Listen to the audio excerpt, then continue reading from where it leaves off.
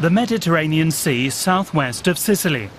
The San Giorgio is an Italian Navy ship and part of the Mare Nostrum mission to find and rescue migrants in distress and bring them to Europe in safety. And this is the so-called San Marco Brigade. Its members are trained in high seas rescue missions. The team includes divers. Marco Atanasio is one of the most experienced members of the squad. Marco says that at home, people claim there are lots of foreigners in Italy and that they cause lots of problems. And there are more and more refugees coming. That bothers people, but only because they don't realize the despair of these people. If they saw that, they'd see a human being in danger. And anyone who has a little bit of empathy will aid people who are in distress.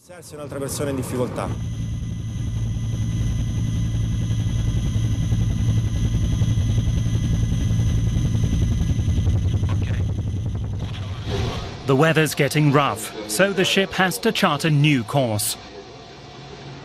Technicians scan the radar screen. So far, they haven't detected any migrant boats. That makes the crew nervous. They don't like to sit around waiting for something to happen. But suddenly, it's time for action. The radar has picked up a boat that's charting an unusual route. Now the bridge is on high alert. A sailor calls out the coordinates. Captain Aldo Dolfini orders full speed ahead and directs a reconnaissance helicopter to take off. 5 ships and 2 helicopters have been on duty 24 hours a day for a year now. The operation has rescued more than 140,000 refugees and arrested 330 human traffickers. The helicopter has found a migrant boat and radios the San Giorgio.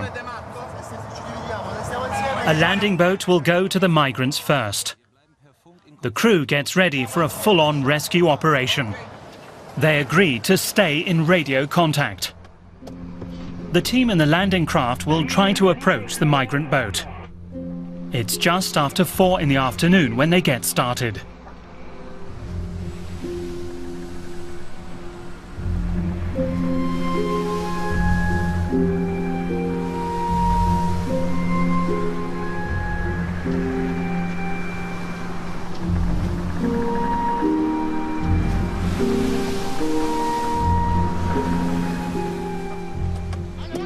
A translator asks if there are pregnant women on board. How many, he asks. 2? Where did the boat come from? Was it Syria, Egypt, Sudan? More than 200 people are crammed into the converted fishing trawler.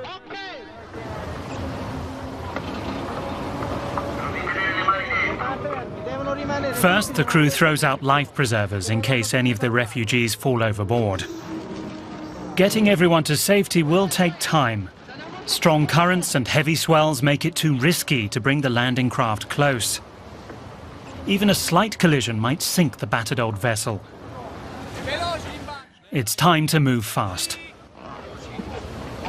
The rescue team can only use light, inflatable craft to reach the refugees. 2 sailors climb aboard the boat to help the migrants off. The translator says children and pregnant women go first.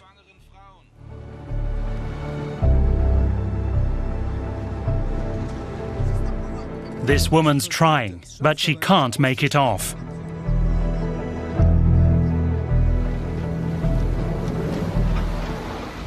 It's already dusk, but the rescue mission is far from over. There are still 170 people on board. The team wants to finish the operation before night comes. This sailor says he'll take the kids. Slowly, slowly, he says. One after the other. The current is hindering the operation. The old trawler is floating away. The crew needs a head count. There are 14 people and 70 are still on board.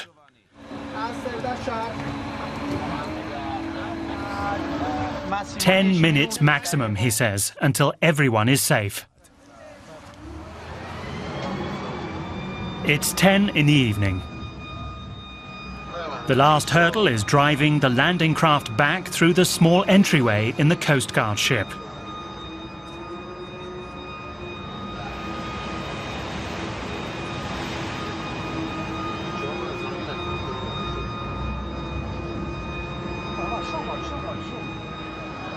The San Giorgio's sailors take precautions. They don't know if the refugees have diseases they brought from their home countries.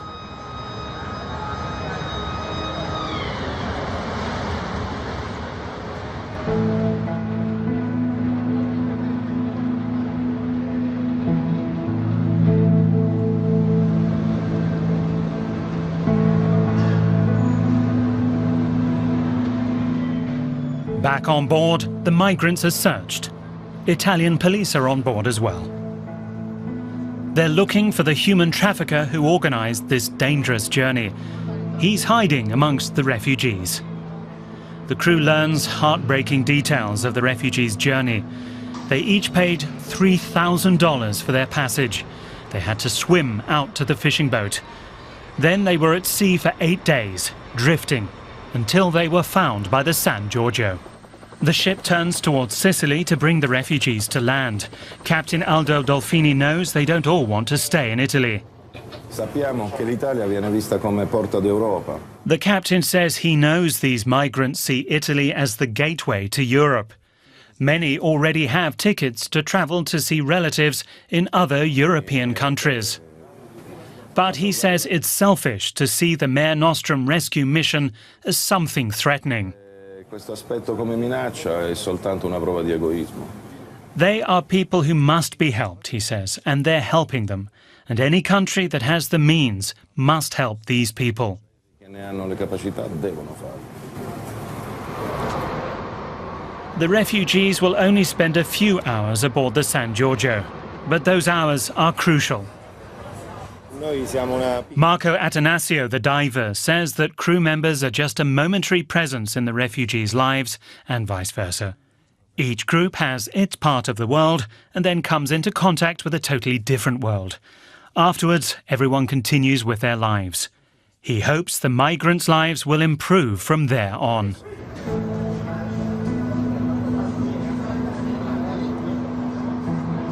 Maria Grazia is a nurse, and for her this is a special moment.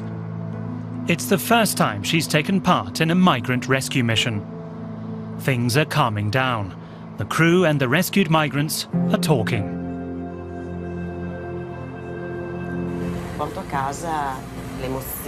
She says she'll never forget the image of the people coming out of the water. She's going to try to be more open when she's back home. That's one barrier she can knock down.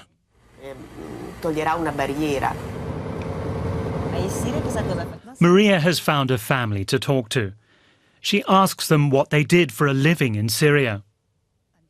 The woman worked at the university. She said she was a lecturer and that her husband managed 4 restaurants. But he says they had nothing left in Syria. Everything's gone, he said. Their house, their jobs. Everything they dreamed of.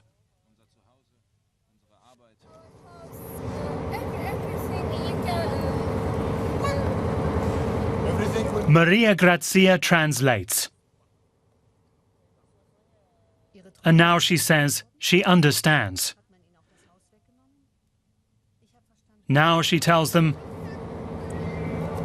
a new life begins. We hope that from Allah. Inshallah.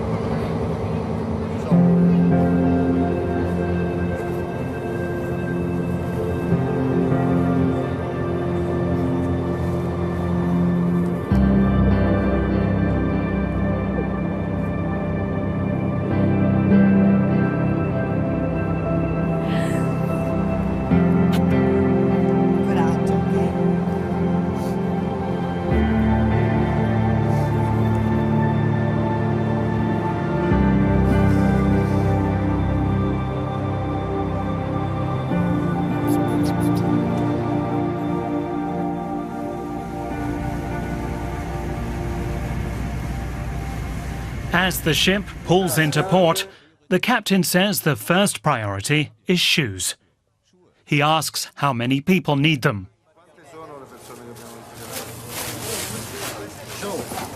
Is your mega? Okay. What I need from... No, questo te lo devi tenere. It's yours.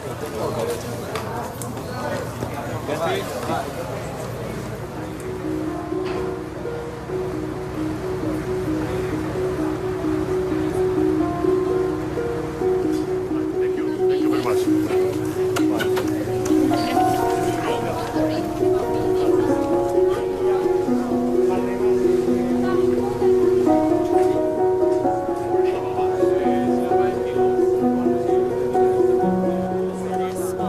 Maria Grazia is at a loss for words. The refugees have finally identified the man who organized the voyage. The police take him away.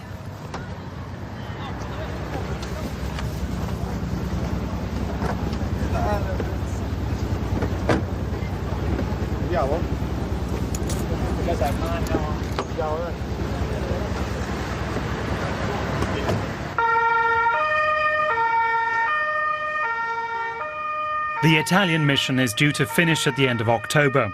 European border authorities are supposed to take over the work that Captain Dolfini and his crew have been performing. But they won't have their equipment or their experience.